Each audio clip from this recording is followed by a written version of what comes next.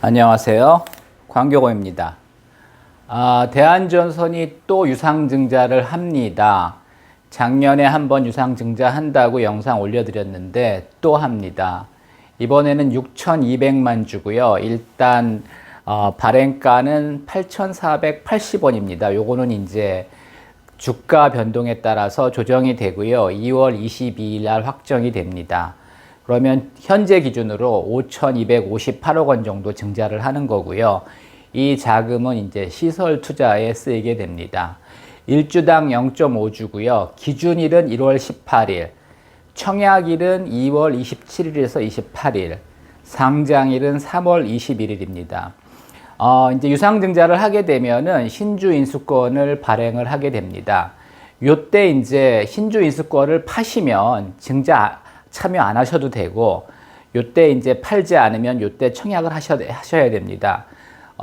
둘 다 안 하시면은 뭐 손해가 되는 거죠. 왜냐하면은 현재 주가가 이제 어제 폭락해가지고 1020원인데 여기서 이제 1월 17일 날 권리락을 하게 되죠. 이제 권리락을 하게 되면 아마 주가가 이제 한 9,000원 정도 되죠.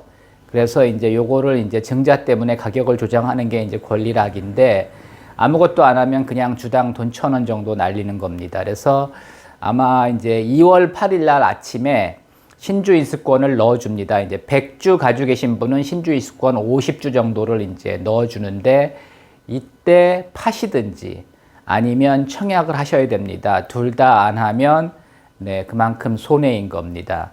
뭐 저라면 그냥 신주 인수권 가격이 싸지 않다면 그냥 팔아버리겠습니다. 현재 주가는 1020원이고요. 어제 이제 많이 빠졌죠. 유상증자 한다 그래서. 시총이 이제 1조 2,470억이고, 현재 PER은 27.9배입니다. 올해 예상실적 기준이고요. PBR은 1.4배, 부채 비율은 89.4%입니다. 왜 증자한 지 1년밖에 안 됐는데, 그때도 꽤 많이 했거든요. 한 4천 몇백억 했던 것 같은데. 근데 요번에 이제 또 증자를 합니다. 그때 이제 증자하면서, 그러니까 작년에 감자하고 이제 증자를 했죠. 이게 이제 오랫동안 워크아웃에 있었고, 이제 사모펀드가 가지고 있던 거를 호방그룹이 인수를 했죠. 그래서 이제 재무구조가 원래부터 좋지 않았습니다. 그래서 재무구조를 개선하기 위해서 작년 이맘때 이제 감자하고 증자를 했습니다. 그래서 이제 부채 비율은 많이 개선됐는데, 뭐 여전히 이제 그 서스테이너블 고잉 컨선이 되기 위해서는 기업이 이제 투자를 해야 되는데 투자 자금이 부족한 겁니다. 그래서 이제 요번에 시설 투자를 하게 되는 거고요. 또 중간에 액면 병합도 했습니다. 이거는 그 감자하고 증자하면서 주식수가 이제 12억 주가 됐거든요. 그러니까 이게 12억 주가 되면 사도 주가가 올라가지 않습니다. 주식이 너무 많아서. 그래서 이제 액면 병합을 해서 1.2억 주로 줄였죠. 근데 이제 요번에 다시 이제 증자를 하게 되면 1.8억 주가 되는 거고요.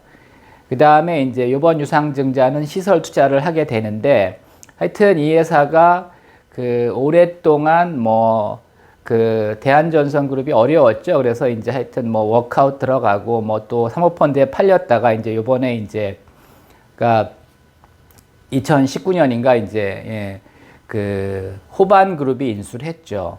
그래도 이제 어떻게 보면 다행인 게, 이게 이제 호반그룹이 지금 한 대한전선의 한 40% 정도를 들고 있는데, 이게 이제 호반그룹이 돈이 있으니까 이렇게 증자를 하는 겁니다. 이제 유상증자하면 이 돈의 40%를 이제 호반산업이 내야 되는 겁니다. 근데 이제 대주주가 돈이 없으면 이것도 못 하는 거죠. 그래도 이제 대주주가 돈이 있기 때문에 이제 유상증자라도 하는 거고요.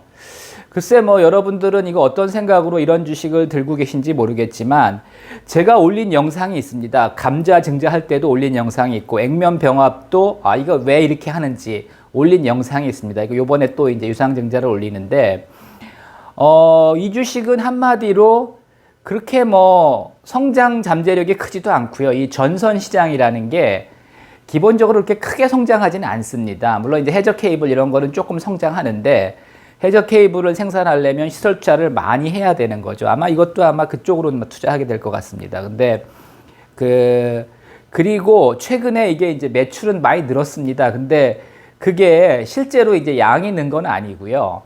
이게 이제 구리 가격이 오르면 매출이 늘어납니다. 이제 요즘은 정확하게 모르겠는데 제가 예전에 공부할 때는 전선 업체는 그 원재료의 70%가 구리입니다. 그래서 이제 구리값이 오르면 매출도 늘어나고 순익도 조금 늘어나고요.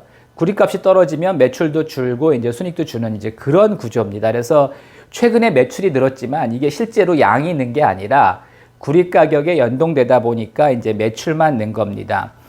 이 회사는 뭐 이렇게 성장성이 높지도 않고요. 그렇다고 이렇게 이익이 많이 나서 저평가된 주식도 아니고 뭐 그냥 애매모호한 주식입니다. 그래서 여러분들이 또 증자해서 짜증이 날 수가 있는데 하여튼 뭐 그거는 제가 볼 때는 여러분이 잘못 선택한 겁니다.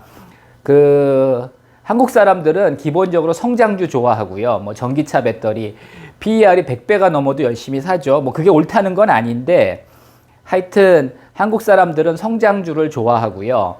그 다음에 또 이제 가치주를 투자하려면 당연히 이익도 많이 나고 이제 PER이 낮은 걸 해야죠. 근데 이 주식은 보면은 성장률이 높지도 않고 성장성이 높지도 않고 뭐 PER이 낮지도 않고 애매모호한 주식입니다. 그냥 여러분들이 뭐 좀 되지 않을까 그냥 막연한 기대감으로 이제 주식을 사시는데 주식 투자 그렇게 하시면 안 됩니다. 이제 확실하게 색깔을 가지고 성장주에 투자하려면 진짜 이제 성장률이 높고 성장 잠재력이 큰 회사를 투자하셔야 되고요.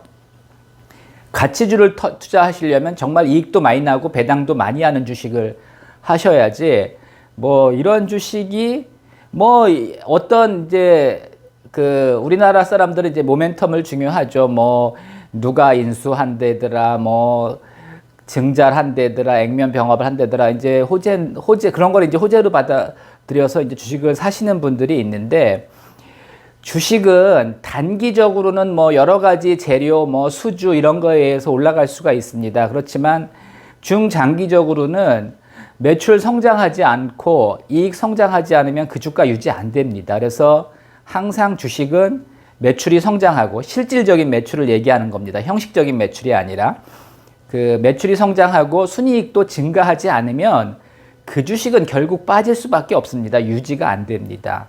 네, 뭐 하여튼 유상증자에 대해서 간단하게 정리해 드렸고요. 이때 올린 영상이 있습니다. 그러니까 이게 3번째 올리는 영상이니까 궁금하신 분들은 찾아보시기 바랍니다. 이상입니다.